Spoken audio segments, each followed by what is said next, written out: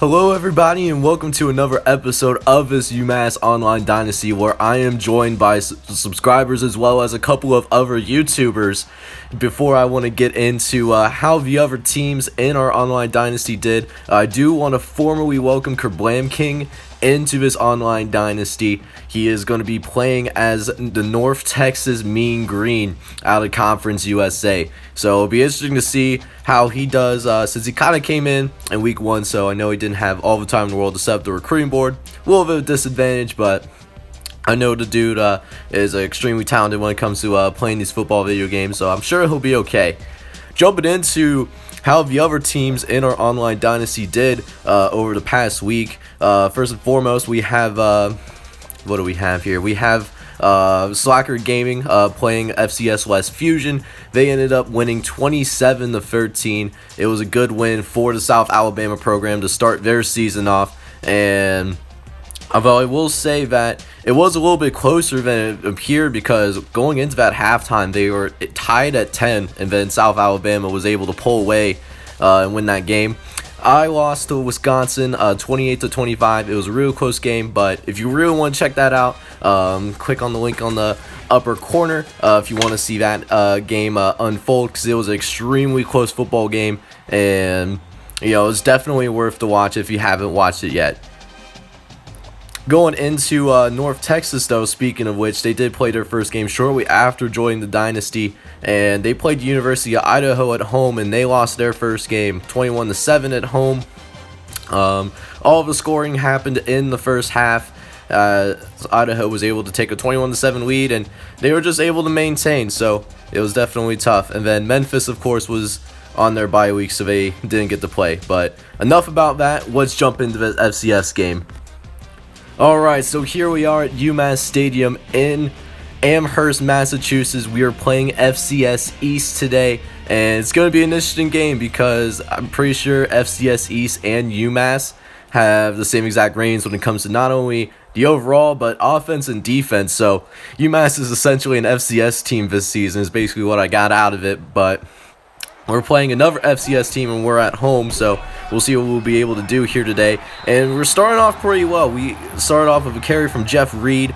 He's able to go up the middle for 10 yards, makes it a second and inches.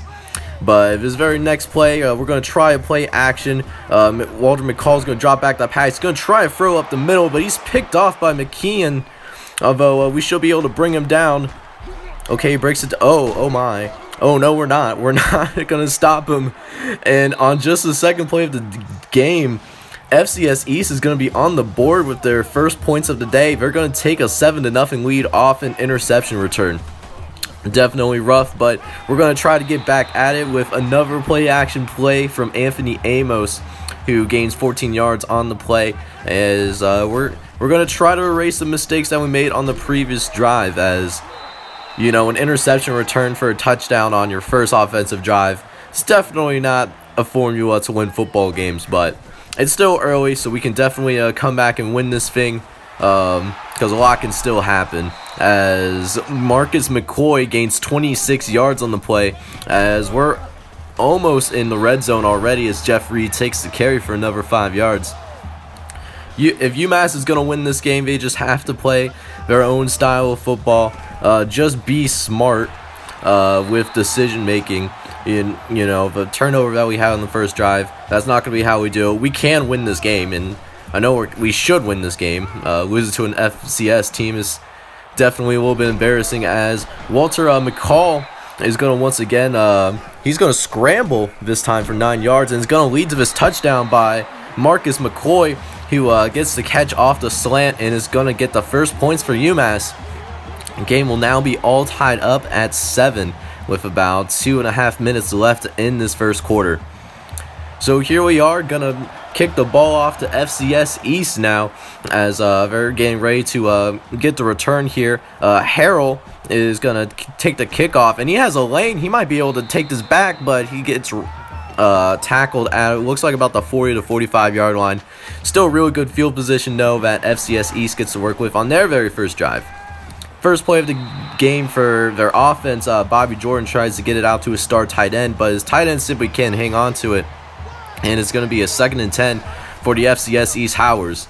Very next play, though, he's going to get it out to his other star offensive player in Chad Robinson, who makes a quick catch off of the halfback angle and gains 11 yards on the play, and leads to this wide receiver screen by caught by Claude James, who gains 6 more. Alright, so a couple of plays later is now 3rd and 4 for FCS, although they're going to be able to pick up the first down easily as Allen Bennett is able to get upfield easily, gain those 7 yards, and gain the first down. FCS East showing that they can compete with UMass, even though they are the road team out here today. 2nd and 5 now for UMass, and it's going to be a read option. However, Bobby Jordan's not going to really have a chance to make a decision as the right side of the defensive line just collapses in the backfield, sets up a long 3rd and 10, which is going to be actually stopped by Melvin Nugent, who's able to get a deflection on the ball. FCS East is going to have to settle for a field goal. So now FCS East has a 10-7 lead, but Jeff Reed's going to try to change that. He's going to try to get upfield here, gains a few yards, but if he was able to get around the corner, could have been a touchdown. But FCS East is going to end this first quarter on a 10-7 lead. Definitely a lot going on right now, but hopefully UMass can get their first win of this young college football season in the online dynasty. Read option though for Walter McCall. He's going to cut up field and is able to get a couple of blocks before being brought down by the linebacker. Walter McCall's doing a decent job of scrambling, has 2 rushes for 16 yards already on the day, so very good good day on the ground, at least for not only Walter McCall but for Jeff Reed as well to a degree. Not a lot of big plays yet, but also I'm not getting stuffed as I was hyping up this rushing game. We get stuffed right at the inches line, and it's going to be 4th and inches. However, head coach Brian Culp's going to go for it. He's not trying to settle for field goals against his FCS team. And so Alex Thompson is going to take the carry, and we're going to get the first down. And we are right in this red zone, which then will set up Jeff Reed to get a nice gain up the middle.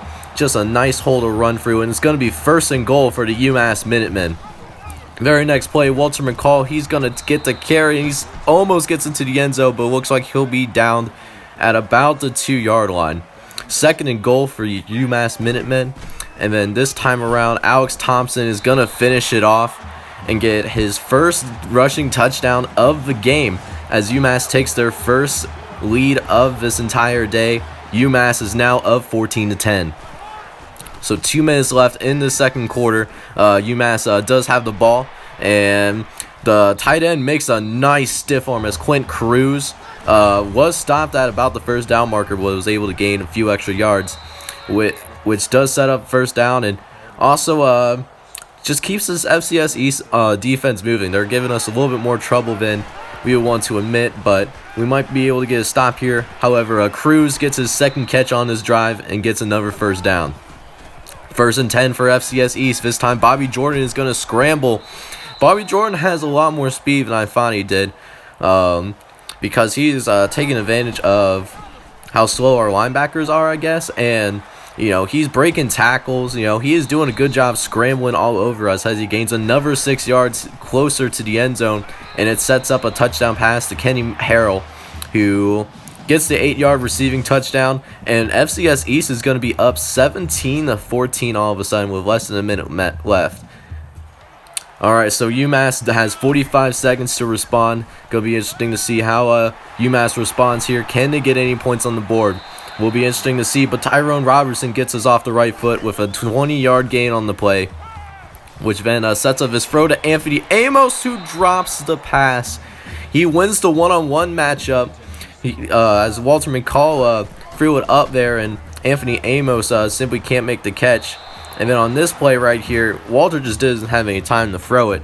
So that sets up a long 3rd and 10 for UMass Minutemen. He tries to throw to the right-hand side, and it's dropped once again by Marcus McCoy.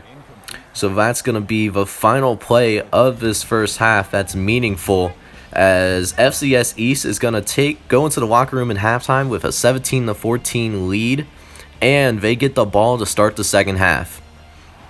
So here we are in the start of the second half. This is a big possession for both teams. You don't want FCS East to take a 2-possession lead. And we got a little lucky here to start the second half, as the ball was caught easily by, I believe that was Quentin Cruz that caught that. But thankfully, he was out of bounds when he caught it.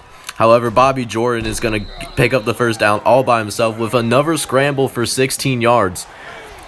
Bobby Jordan is just killing us with his legs today, and it's just setting up his passing game as he gets another catch over to Brad McRae, who gains 20 yards off of that tight end route. 2nd and 10 now for FCS East, and Bobby Jordan is going to scramble once again, able to get outside of the pocket. You know, this defensive line for UMass is just having a hard time with containment and being disciplined, allowing easy running lanes for Bobby Jordan. And it just continues to set up the passing game as the defense has to be more conservative now and opens up passing lanes for FCS East. 2nd and 3 now for the FCS visitors, and this time we actually get to the quarterback. Bobby Jordan is sacked by John Banks, who gets his first sack of the day, also records a second tackle. The line held up initially well, but we just stayed with it, and it sets up this 4th down as Bobby Jordan didn't have any time to look upfield, and they're going to have to settle for a field goal.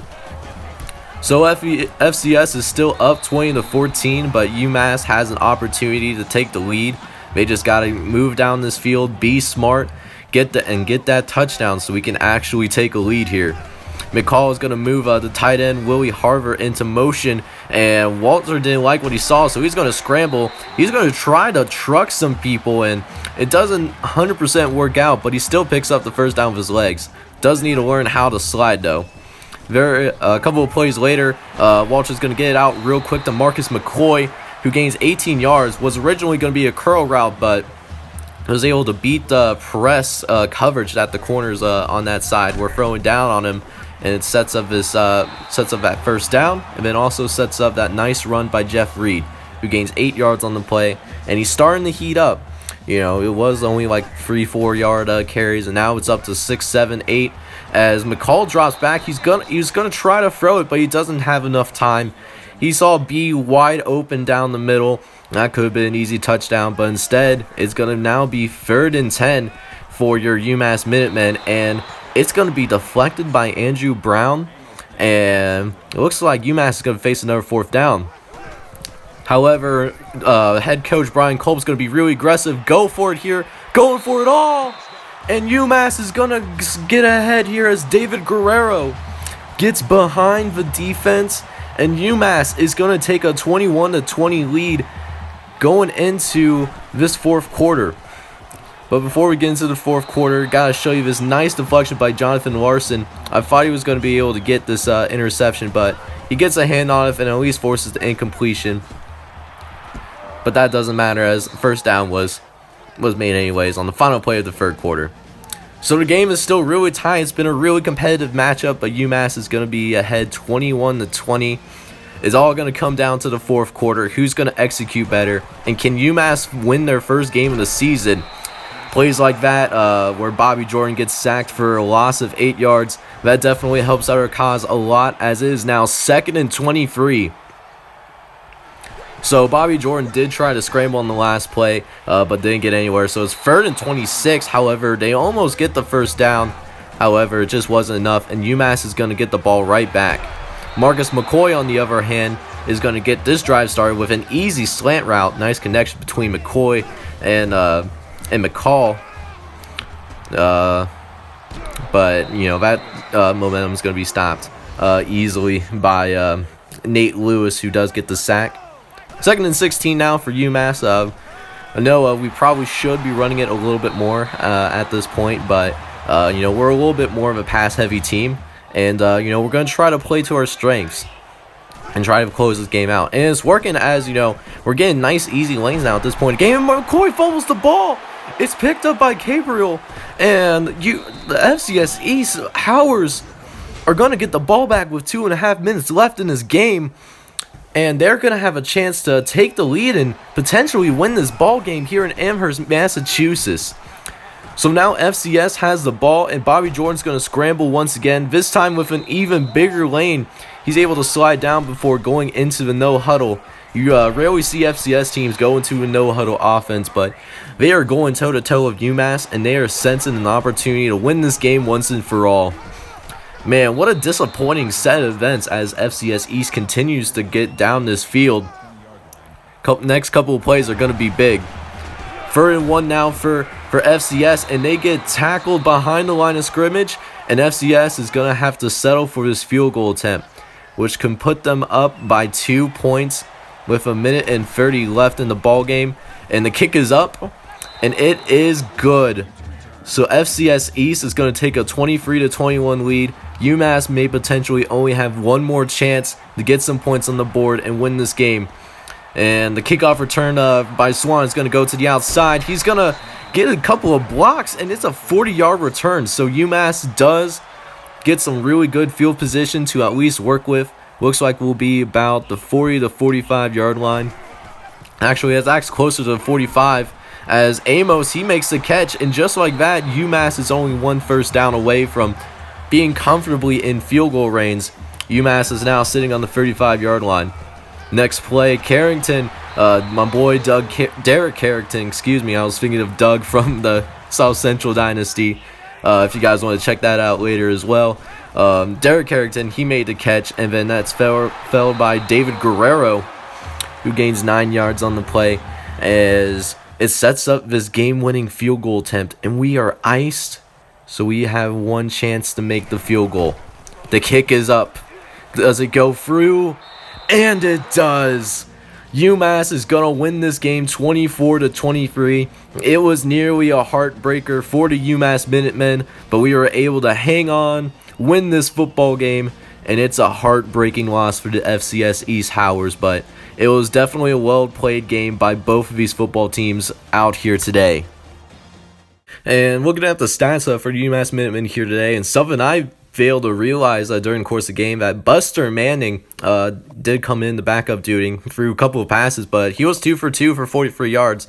Definitely some smart decision making, but Walter McCall was the one who ultimately led the team to that game-winning drive. 15 for 20, 205 yards, a couple of touchdowns, and that one interception that did lead to a defensive touchdown for the FCS East Howers. As for the running backs, how the running game did, not a lot happening. Jeff Reed did lead us today with 9 carries for 54 yards. Also got some contributions from Walter McCall, who had 7 carries for 23 yards. Granted, 2 of those were sacks. And then Alex Thompson, our true freshman running back, had 3 carries for 23 yards and also had the only rushing touchdown for the UMass Minutemen here today. For our receivers, Marcus McCoy, the true sophomore out of Dumont, New Jersey, led us today with 6 catches for 94 yards and a touchdown. Also had contributions from Amos, Carrington, and Guerrero. Guerrero, of course, had the other receiving touchdown from Walter McCall. And then Tyrone Robertson and Jeff Reed each respectively had 1 catch. Drops weren't too much of a problem today, thankfully, and that's why we were able to move a little bit more smoothly on offense than the previous game. Larry Tuns led us today with 6 tackles, one of which were tackle for a loss, so nice day for the right outside linebacker from Massachusetts. But he didn't have the most TFLs. That belongs to A.J. Peterson, the left end senior from Haverhill, Massachusetts. He had 2 tackles for a loss, both of which were sacks, and then the other sack came from John Banks, who had 1 sack for a grand total of 3 sacks. And then, of course, we didn't have any interceptions or fumbles, but we won the game nonetheless. All right, so thanks to that huge win for us, we were able to get a coaching upgrade. So since we took over an existing coach, this coach actually didn't have any scouting points. So I think what we're going to do is something that is definitely needed. We're going to put points into scouting so that we'll be able to scout players more efficiently, and that will help us on the recruiting trail later on. But that's all I have for today. Thank you guys so much for tuning into this video. Make sure you leave a like, leave a comment for me, and subscribe to the channel if you like sports gaming content, as I plan to drop a lot more of that in the future.